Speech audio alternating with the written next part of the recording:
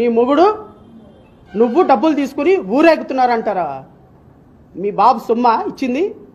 నీ పవన్ కళ్యాణ్ ఏమన్నా సినిమాల్లో నటించి ఆవిడకి ఇచ్చాడా?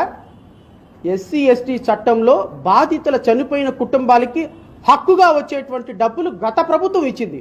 నువ్వెవడు రిటర్న్ చేయమంటానికి నీకేం హక్కు ఉంది? అవసరమైతే దమ్ముంటే ఆ డబ్బులు రిటర్న్ చేసి మాట్లాడమని ఒక ట్రైబల్ మహిళ, ఒక ఒక ఒక కాళ్ళు లేని అంగవైకల్యంతో ఉన్నటువంటి ఒక మహిళ ఆవిడ నిన్ను అనింది, నాకు ఇచ్చినవన్నీ రిటర్న్ ఇచ్చేస్తాను సార్, నా పాపం నీకు తీసుకొచ్చేవాడిని సార్ అని.